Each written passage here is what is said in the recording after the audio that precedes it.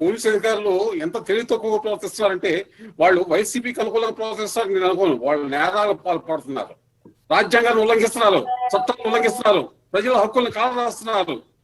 అది వైసీపీకి అనుకూలమని కాదు, వాళ్ళు మొత్తం వీళ్ళు నేరాలు పాల్పడుతున్నారు. ఆ నేరాలు పాల్పడే వాళ్ళ మీద తెలుగుదేశం పార్టీ కానీ మిగతా వాళ్ళు కానీ ప్రైవేట్ కేసులు పెట్టాలి. ప్రైవేట్ కేసులు పెట్టి వాళ్ళు ఖచ్చితంగా ఈ నేరాలు పాల్పడుతున్నారు, ఇటు అడ్డుకుంటున్నారు.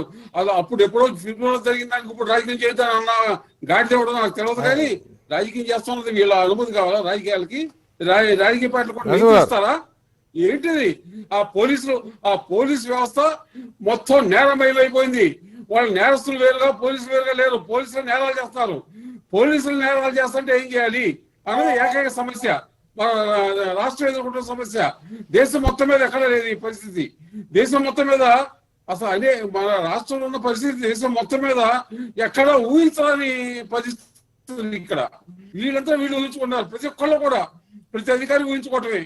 వాడు ఆయన అయితే ఇట్లా అంటాడు, ఆయన అయితే ఇట్లా అంటూ ఉంటాడు కదా, మనం చేద్దాం. ఆయన రాజ్యాంగం అంటే ఆయన లెక్కలేదు, మనం కూడా లెక్కలేని ప్రవర్తిస్తాం. ఆయనకి అలాగే ఏ చట్టాలన్నా ఏమన్నా ఆయనకి ఎటువంటి వాటిని అనుసరించాలని భావం లేదు.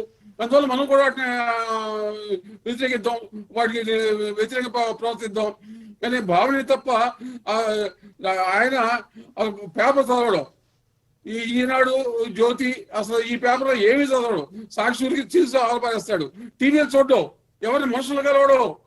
ఏంటి అజ్ఞాతంలో కూర్చున్న ముఖ్యమంత్రి ప్రపంచంలో దేశంలో ఎక్కడ విన్నామా మనం? అజ్ఞాతంలో కూర్చుని అండర్ గ్రౌండ్కి వెళ్ళిపోయిన ముఖ్యమంత్రి అసలు ఎవరైనా కలుస్తున్నాడా? ఏ గ్రామాన్ని తిరుగుతున్నాడా? నిన్న మాట్లాడిన మాటలు చూస్తే ఆయన రోడ్లన్నీ చాలా బ్రహ్మాండంగా ఉన్నాయి అన్నాడు. ఆంధ్రప్రదేశ్లో రోడ్లన్నీ చాలా చక్కగా ఉన్నాయి, తెలుగుదేశం వాళ్ళు అల్లరి చేస్తున్నారు అని ఆయన చెబుతుంటే, అంటే అది ప్రపంచం తెలియదు అసలు ఏం జరుగుతుంది బయట ప్రపంచంలో, బాహ్య ప్రపంచంలో ఏం జరుగుతుంది. నువ్వేం చేస్తున్నావు, నువ్వు ఎటువంటి అధికారులని ఎలా ఆజ్ఞాపిస్తున్నావు అనేది అసలు అవగాహన లేదు. అవగాహన లేకుండా ఇష్టారాజీగా మాట్లాడుతున్నాడు ఆయన. అంటే జనానికి ఆయన ఒకటే, జనానికి డబ్బులు ఇస్తున్నాం, వాళ్ళు కుక్కలాగా పడి ఉంటారు, ఇక మనం ఏం చేసినా పర్వాలేదు అనే భావంతో వీళ్ళు ఎవరైనా ఇస్తే, అధికారులు వెళ్తే అడ్డుకోండి, ఇది అడ్డుకోండి, రాజ్యాంగం లేదు, కోర్టులు లేవు సార్ అని ఎవరిని చెబితే అసలు లెక్క చేయకర్లా అనే భావన ఎప్పుడైతే చెబుతున్నాడో వాళ్ళు ప్రతి క్షణం కోర్టు తీర్పులు ధిక్కరిస్తున్నారు. ప్రపంచంలో ఏం చదువుతుందో తెలియదు. అన్ని ఆయనకి ఏది వాస్తవం, ఏదైనా విజయ్ గారు మనం వాస్తవం ఏంటంటే చూసి తెలుసుకుంటాం, విని తెలుసుకుంటాం, చదివి తెలుసుకుంటాం. ఆయన 3-7 వాస్తవం ఏంటంటే తెలుస్తుంది. అసలు రోడ్లు బాగున్నాయా లేదా అన్న వాస్తవం ఆయనకి ఎలా తెలుస్తుంది? తెలిసే స్కోపే లేదు, తెలవదు అసలు ఆయనకి. ఏనాడు తెలుసుకోలేడు. ఇది కేవలం తన ఊహే వాస్తవం, తన ఆలోచనలే తన వాస్తవం. అదే ప్రపంచానందరూ కూడా వాస్తవం నమ్మంటాడు మనందరినీ కూడా. అంటే అది ఒక విచిత్రమైన విపరీతమైన మనస్తత్వంతో ఆయన రాజ్యం వెళ్తున్నాడు.